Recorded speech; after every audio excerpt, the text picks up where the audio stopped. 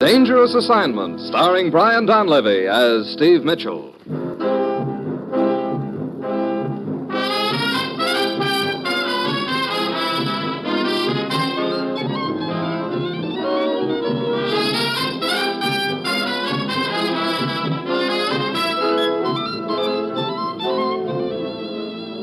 Yeah, danger is my assignment. I get sent to a lot of places I can't even pronounce. They all spell the same thing, though, trouble. But when I walk into the commissioner's office, I don't realize this assignment's going to end up with a guy I'm looking for shoving a gun in my back, and me doing my best to help him.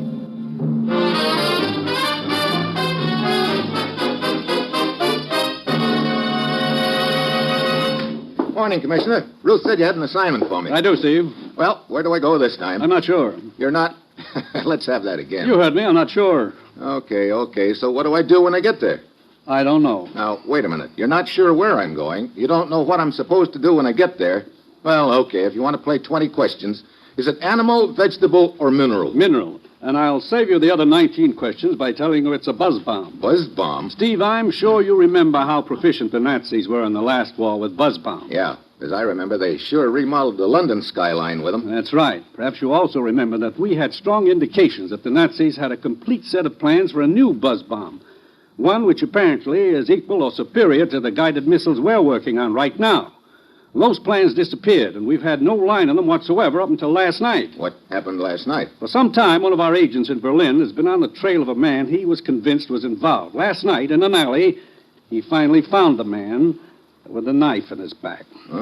So now we don't have any more line on it than before. Well, I wouldn't say that. You see, the dying man lasted long enough to admit that he and a friend of his had stolen the plans around the time of the fall of Berlin. Did he say who his friend was? A man named Froelich, who brought them to this country right afterward. Their scheme was to sell to the highest bidder, but the dying man hadn't heard from Froelich since he came to the States 5 years ago. 5 years ago? Well, why hasn't Froelich tried to peddle the plans before now, then? We don't know. That's what I want you to find out after you find Froelich. And, Steve, remember that whoever killed Froelich's partner in Berlin knows as much about it as we do. That means from now on it's going to be a race. Every minute counts double. Get on it, Steve. Locate Froelich wherever he is. And above all, bring back the data on that buzz bomb. Yeah? That's it. You've got your assignment. Good luck.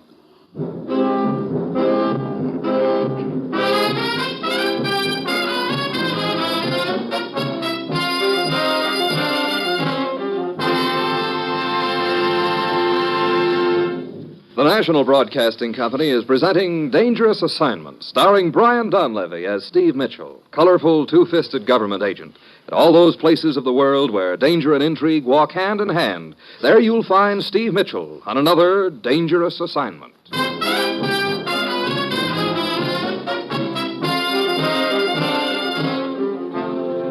Sure, I've got my assignment. Just a simple matter of locating a guy named Froelich who came to this country almost 5 years ago and getting some buzz bomb plans away from him. On the surface, it sounds just dandy, but there are a couple of little things that occur to me real quick. In the first place, Froelich obviously doesn't want to be found. And in the second place, there's already been one murder committed over those plans. That means I've got to try to prevent the second one, namely my own. I head for the immigration office and start checking their files. 5 hours later, I find a record of Froelich docking at New York, May 13th, 1946. I head for New York to follow it up. The local office digs out the file for me, and I find that Froelich listed as his next of kin a cousin named Julius Sax in the Bronx. I copy down the address and go over.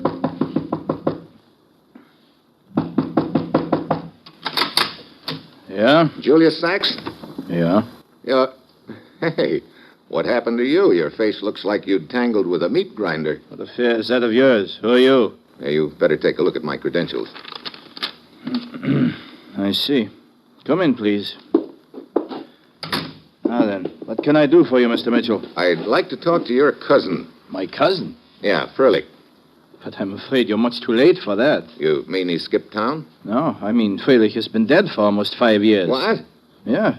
He was killed in a traffic accident the day after his boat docked from Europe. Oh, great. There goes my one lead.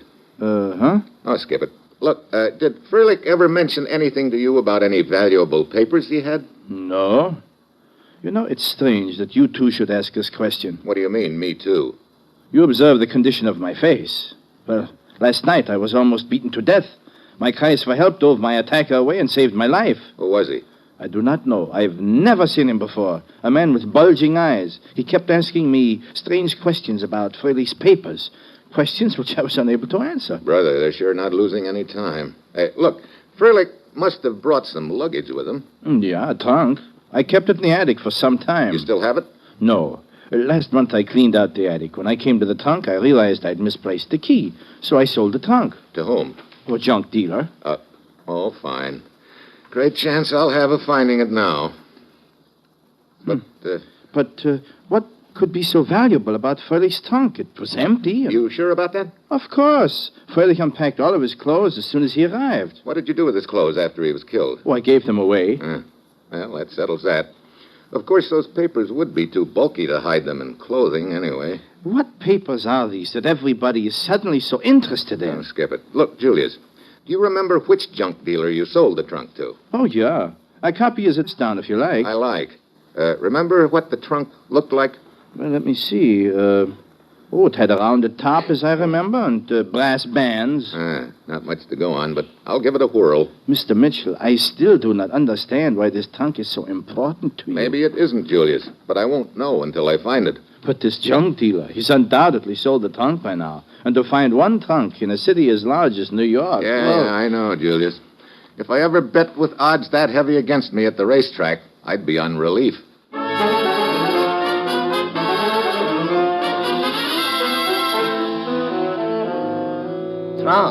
Trunks. Have I got trunks, he asks.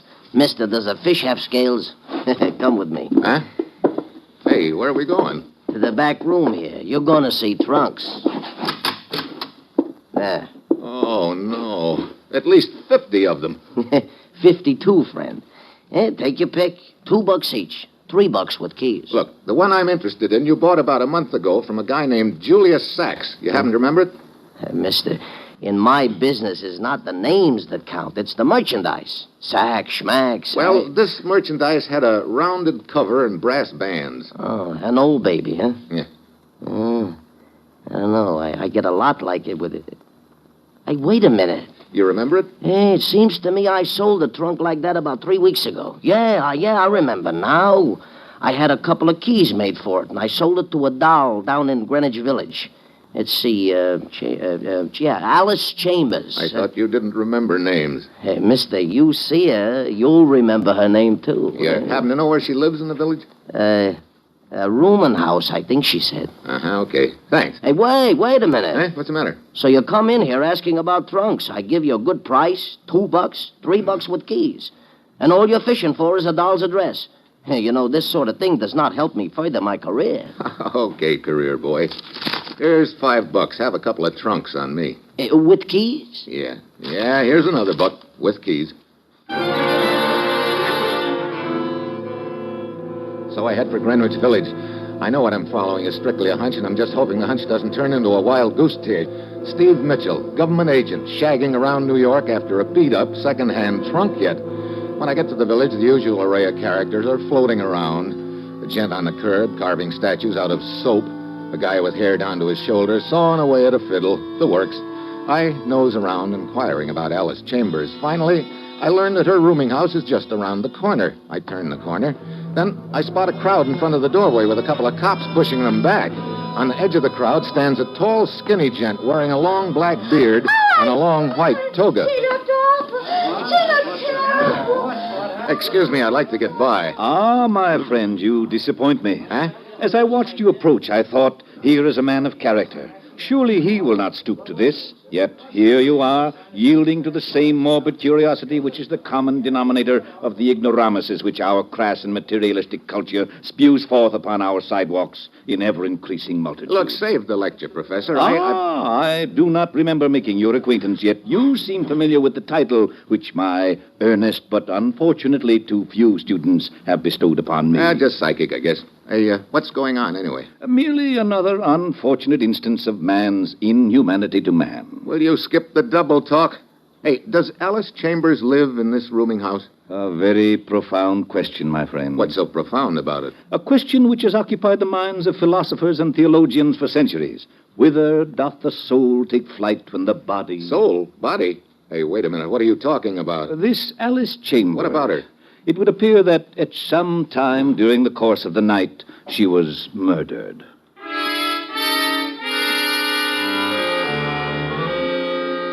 So all of a sudden, the trail's heating up fast. Now I know my hunch was right, that the trunk is pretty important. That means just one thing. A false bottom and in the secret compartment, the plans for the buzz bomb. I shove past the professor into the rooming house and check with the police. We give Alice Chambers' room a fast frisk, but no trunk.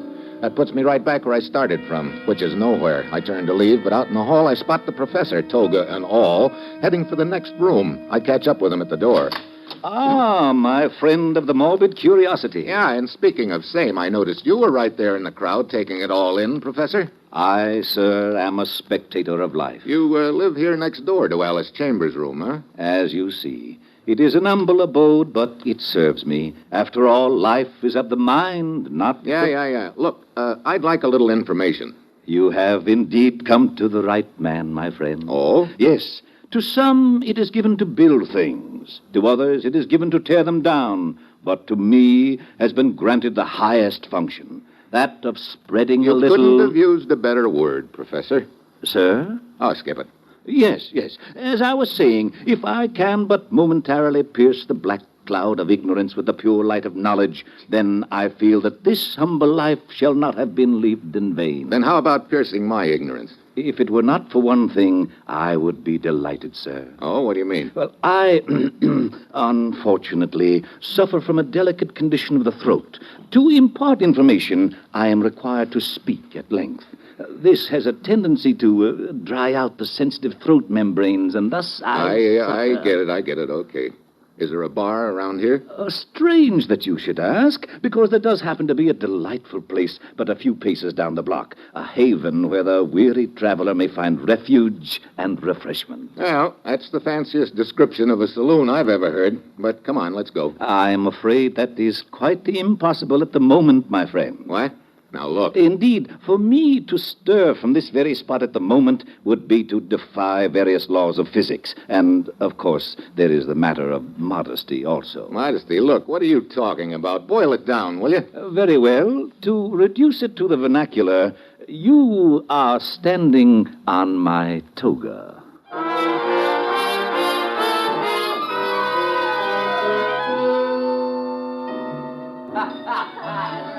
So, this is the quiet haven for the weary traveler, huh? Is it not delightful? Professor, I've got to hand it to you. You've got a great imagination. Now, look, are your tonsils oiled up enough so you can tell me a few things? I shall strive bravely, between libations, of course.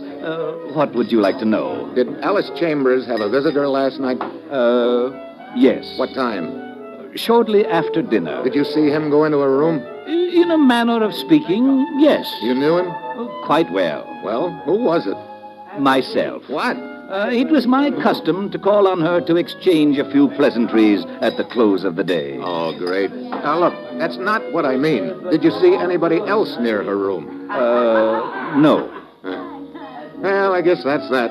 Of course, the rather questionable-looking ex-ophthalmic individual who asked me for directions to a room later in the evening might have been somebody who would... Well, wait a minute. Let's have that again. I was taking my usual evening stroll, a short ex-ophthalmic... Oh, reduce it to the vernacular, will you? Very well. His eyes protruded slightly. Oh.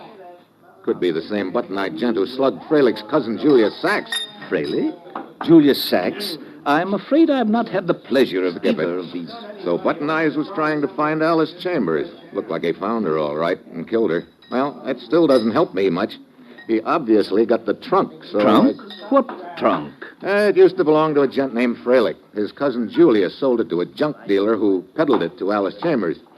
And now 5 will get you 10. Button Eyes has it, and I'm too late. Oh, but I assure you that is quite impossible. What do you mean? Well, it is a well-established law of physics that an object cannot be in two places at once. I still don't get you. How could your ex-ophthalmic friend have possession of the trunk when Alice Chambers sold it 5 days ago? Sold it? You know, Professor, trying to get information out of you is like riding the merry-go-round. I have to go 3 laps each time before I grab the brass ring. A colorful analogy. Who'd Alice sell it to? A friend of hers, a dancer named Yvette. Ballet dancer?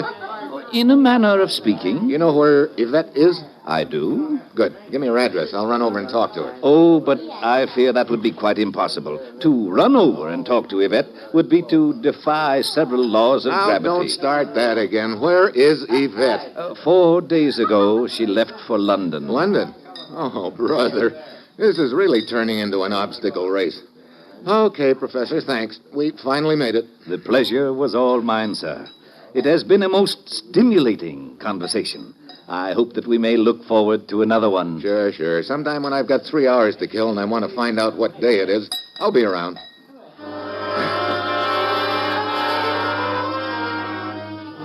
I grab the next plane for London. When I arrive, I check the newspapers and finally find the name of the theater where Yvette is dancing. It's in the seamy section of the city, and when I get inside, I realize why the professor said she was a ballet dancer in a manner of speaking. I slip around backstage while she's doing her dance and find her dressing room, but there's no trunk. So it looks like Button Eyes is still ahead of me. I turn to go out, then I see something hurtling through the air at me. A flat iron. I drop to one knee and it sails past me into the mirror. Hey. Hey, yourself. Ah, hello, Yvette.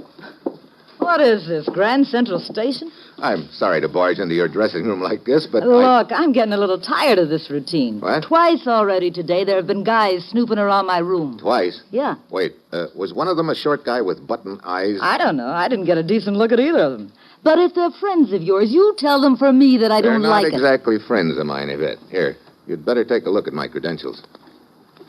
Oh, so you're a government agent, hmm?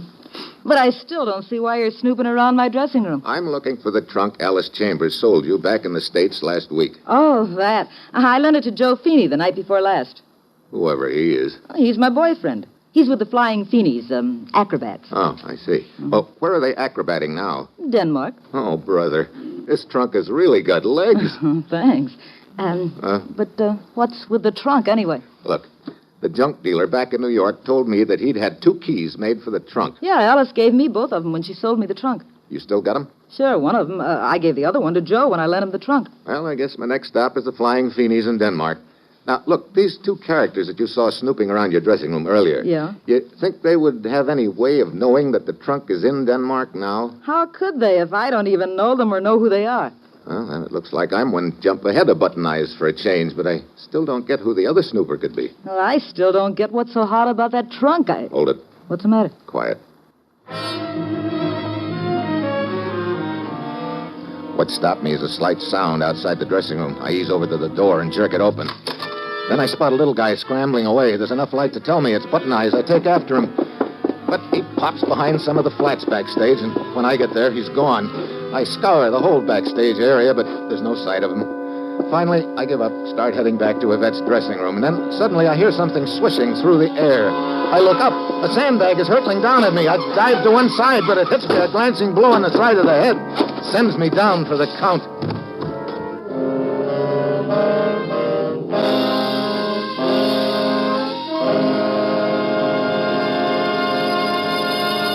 You are listening to Dangerous Assignment, starring Brian Donlevy as Steve Mitchell.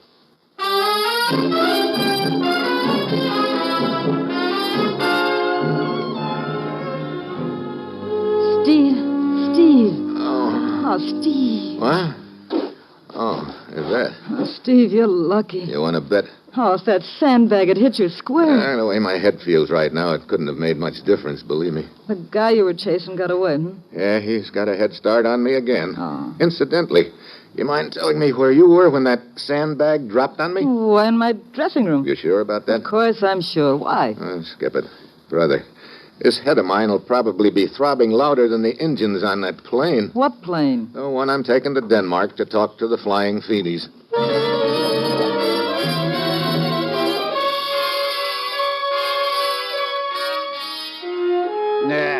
The Flying Finis. This is an act?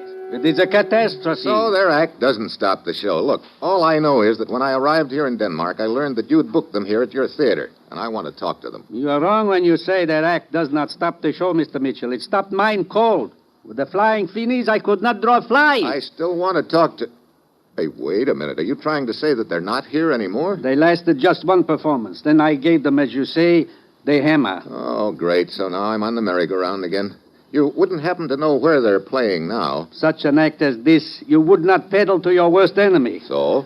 So I peddle them to my worst enemy. Who? Max Gruber. He runs a traveling carnival. I have never forgotten the so-called talking dog he booked here once. Where is his carnival now? Somewhere in Holland, I think, if the Flying Finis haven't put him out of business yet.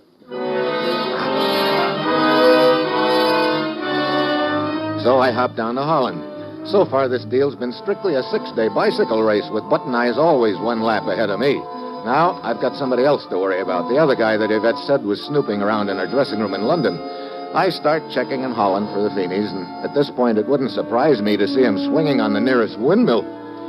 Well, 4 hours later, I locate the Traveling Carnival in Rotterdam. I find their tent, and I go inside, and there at last are the Flying Finis in front of me, racked up in a pyramid, practicing their act.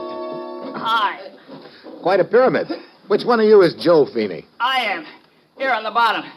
Hey, Henry, that's my backbone. So, what do you want from me? So get up on my shoulder a little. What can I do for you? Oh, my name's Mitchell, a government agent from the States.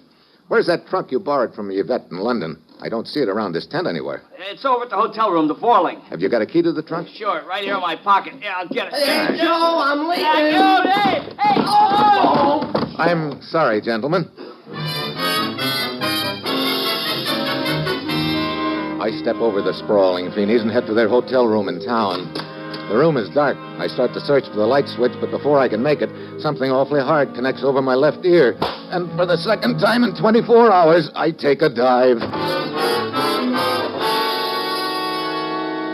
Oh. How about this character? He wants to come over the room to look at the trunk, so I let him, and what happened? Well, Joe Feeney. I thought there was something fishy about him in London, Joe. Hey, Yvette. Yeah. Hey, what are you doing here in Holland? I decided to come over and soup up the act a little. Pretty convenient time for you to arrive. Oh, what do you mean? This is the second time I've gotten conked on the head, and both times when I come out of it, there's little Yvette. Hey, look, don't change the subject, buddy. If you got any private little murders to commit, that's your business. But I don't like you using my room for them. Murders? What are you talking about? For instance, that corpse over there in the corner. Huh? Hey, wait. So, I finally caught up with Button Eyes. And from the looks of that knife in his back, I'd say I was about 4 inches too late. Like I say, buddy, if you had it in for the guy, well and good. But Just hold it a minute, buddy. I don't see that trunk in this room anywhere. I should be in the closet. Oh. Yeah, here it is, all right. But I'm too late again. The trunk's open and empty, including the false bottom. False bottom? What are you talking about? That surprise you, Yvette? Why shouldn't it? Hey, look, I don't know what this is all about. Joe, did you keep this trunk locked? Why, yeah. Yeah. Well, what's the matter? If the lock on this trunk had been picked, there'd probably be a few small scratches on the metal around it. So? So there aren't any scratches. That means the trunk was probably opened with a key. What are you getting at? I'll start from the beginning, Yvette. Button Eyes was after the trunk right from the start. He knew what was in that false bottom. But it's beginning to look right now like somebody else has dealt himself or herself into the deal along the way. Look. Somebody who figured that whatever was in the trunk must be pretty valuable. I still don't see what that's got to do with the keys. I'm coming to that, Feeney. This trunk originally belonged to a gent named Freilich. His cousin Julius Sax lost the key in New York, so he sold the trunk to a junk dealer who had 2 more keys made. Alice Chambers gave you both keys when she sold you the trunk, Yvette. Sure she did, but... Joe here gave me one of the keys a little while ago. But you've still got the other key, and that sort of puts the finger on Now, you. wait a minute. Now, look, buddy. Yvette couldn't have killed this guy. She was with me when we discovered you here on the floor just now. Well, the 2 of you could be working together. You know, you're talking like you've got a hole in your head. I told you there was a second guy snooping around my dressing room in London. He's probably the one you're after. Yeah, you sure there was a second guy, Yvette? Yeah. Or did you dream up that story for a good cover? Now, look. I heard in London that Joe and his act weren't doing so hot. So I came over here to join him, figuring maybe I could help. As soon as my plane landed, I came right here to the hotel. Then I ran into Joe in the lobby just as he was coming upstairs to the room. So, even if I knew what this is all about, I couldn't have had time to knife that guy and take whatever was in the bottom of that trunk. Okay, Yvette, maybe you're telling me the truth and maybe you're lying. Right now, I'm going to find out which.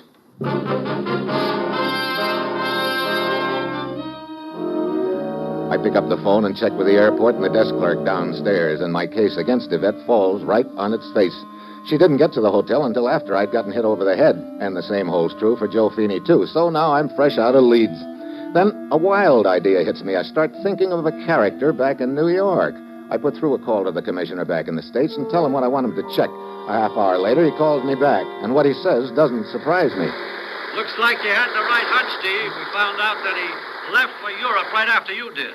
Looks like he's been on your tail all the way. Yeah, he finally caught up with me in Button Eyes here in the hotel room. You think he's got the buzz bomb plans now, Steve? 5 will get you 10, he has. Any idea where he is? Probably waiting for the next plane out of here. See you later, Commissioner.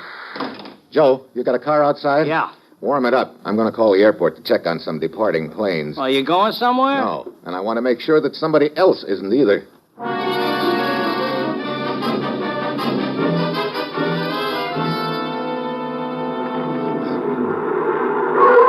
Hey, Mitchell, there's a plane over there getting ready to take off. Yeah, that's probably the one I'm after. Thanks for the lift, Joe. Passenger's still getting on. Looking for me, Mitchell? What? Ah, hello, Julius. Yeah, as a matter of fact, I was. I thought you might be, so it seemed better for me to find you. I feel much safer with my gun in your bag. Needless to say, you've got those buzz bomb plans in your satchel there. But of course, come on. Where to? On the corner of the building. Okay. Sure all figures, Julius. You didn't realize your cousin's trunk was so valuable until Button Eyes beat you up trying to find out where it was. Then you decided to follow it up yourself. You caught up with Button Eyes in the hotel room and killed him? And I'm quite certain these plans I took from the trunk can be sold to interested parties at a very fat price. Here, this is far enough, Mitchell. We're in the shadows now, and with the noise of the airplane engines, I doubt that one small shot from this automatic will even be heard. It was a key that pegged you, Julius. Yvette had one, I had the other. Then I remembered you telling me that you'd lost the original key. By that time, I had also realized the trunk must be of considerable value, Mitchell. You should hardly expect me to reveal that I still have another key. Would you? Hardly, Julius. Mitchell, my plane is taking off momentarily, and I regret that I must terminate our little conversation right now. His gun jams harder against my back, and I know that he's going to pull the trigger any second now. Then I remember what he said a minute ago. The gun is an automatic. That gives me an idea, a real long shot, but my only chance. Suddenly I throw my weight backward, driving him against the wall. Behind him, the gun is wedged between my back and his chest. I strain backward, keeping the pressure on the muzzle with my back. An automatic won't fire when the slide is pushed back. Get away from me, Mitchell tries to shove me forward, but I brace myself. I know that the instant the pressure is taken off the gun, it'll fire. I start sweating. I can't keep the pressure on much longer. My feet are slipping on the concrete. Suddenly, I raise one of them and let him have a heel in the shin. He relaxes his hold on the gun for an instant, just long enough. I bend over, reach back between my legs, grab his foot, and yank it forward. The slug whistles over my back, and Julius' head plunks back into the wall. I'll take the gun now, Julius. Have the satchel. My head. Yeah, I guess that wall must be pretty hard, all right, but you've got no kicks coming. What do you mean? After all, you had me bucking a stone wall all the way in this deal. I'm just returning the compliment the hard way.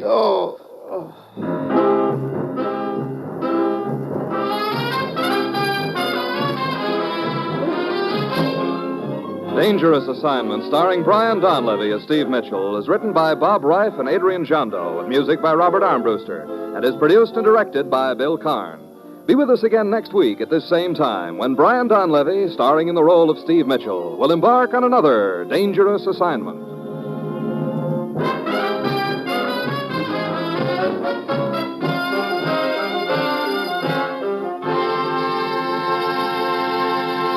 Dangerous Assignment came to you from Hollywood on NBC.